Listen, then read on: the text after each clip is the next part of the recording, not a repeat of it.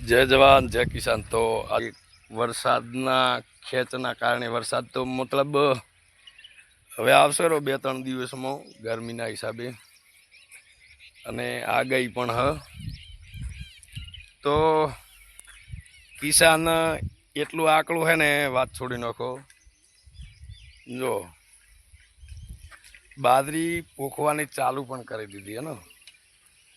તો આગે આપણે વડાવું વરસાદની રાહ જોતા અને ઉડ બીજું કરીને રાખતા અને વરસાદની આમ વાદળા સોયા થતી એટલે રાહ જોતા કે આજ આવશે વરસાદ, કાલે આવશે એમ રાહ જોતા અને હણિયાન બીજાને હુડી કરીને કમ્પ્લીટ રાખતા અને પહેલાં બળદોથી હળોતરો કરતા બળદોથી। હવે તો બળદ તો ક્યાંય દેખવા પણ મળતા નથી અને હાલ તો ટ્રેક્ટર એટલે હાલે મતલબ ચોમાસું વાવણી કહેવાય।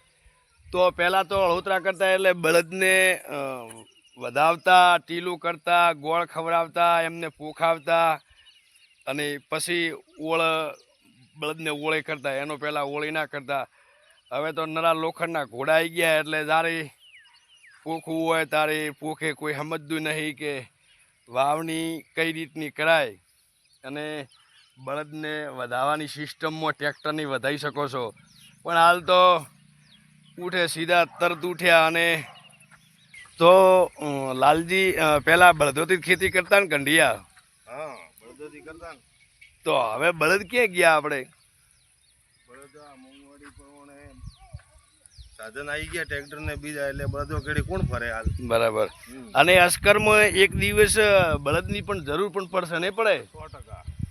કારણ કે ડીઝલના ભાવ આટલા વધી ગયા અને આટલા ડીઝલના ભાવેથી કોઈ ટ્રેક્ટર આટલા ભાવના હેડે નહીં। હાલે 15 ડીઝલના ભાવે અનલિમિટેડ વધી ગયા એટલે આપણે અસ્કરમાં ખેડૂતને બળદની જરૂર પડશે અને જ્યાંય બળદ હેડે હે ત્યાં પણ ભાગી નાખે ને બળદ તો અહીંયાથી હવાયું થાય અને ટ્રેક્ટરથી ભાગે એ હવાયું નહીં થાય પણ અહીંયા લગભગ સીલો પાડે અહીંયા કશું થતું નથી ને બળદોથી વાવણી થતી ખરપાતી એટલે બળદને પગે પદ આવતું એના કારણે હવાયું ધોન થતું અને બળદનું વાવેતર કરેલું મહિનો વરસાદ ના આવતો ને તો એ ચાલતું હતું। કારણ કે બળદને એક પગે અમી હતી ને બળદ જેવી કોઈ વસ્તુ સારી છે નહીં અને હા અને એમનું વરદાન હતું અને હાલે ટ્રેક્ટરથી વાવે પણ તીસરે દાડે પોણી જો ના આપે તો એ ધોન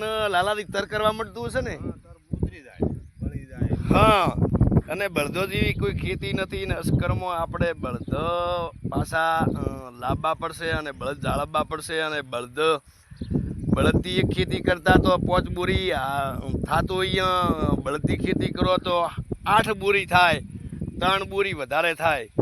એનું કારણ છે કે બળદને પગે બધે। તો આપણે બળદ લાવવા માટે શું કરવું પડશે? પહેલી તો આપણે ઘરે દેશી ગા જોશે। દેશી ગાનું આપણે પૂરતી ટ્રીટમેન્ટ કરવી પડશે અને એ દેશી ગા આપણને બચ્ચું આપશે, ભલે વત્તા ઢોકળી આપે કે ઢોકળો આપે પણ કદાચ ઢોકળો આપે તો એની સેવા કરવી પડશે અને એને ઉછરવું પડશે। એને મતલબ તરે એવો આપણે 2 વાર એની સેવા કરશો ત્યારે એ મતલબ આપણે આખે એવો ઘાઘડીઓ બનશે અને એનામાંથી આપણે ઉત્પત્તિ કરવી જ પડશે અને બળદ પણ લાવવા જ પડશે। 100% એકુકી ગાય પણ ઘરે રાખવી પડશે। તો મારો વિડીયાને જેટલા જણા જુઓ એટલા શેર, સબસ્ક્રાઈબ ને લાઈક કરવાનું ભૂલતા નહીં। જય જવાન જય કિસાન।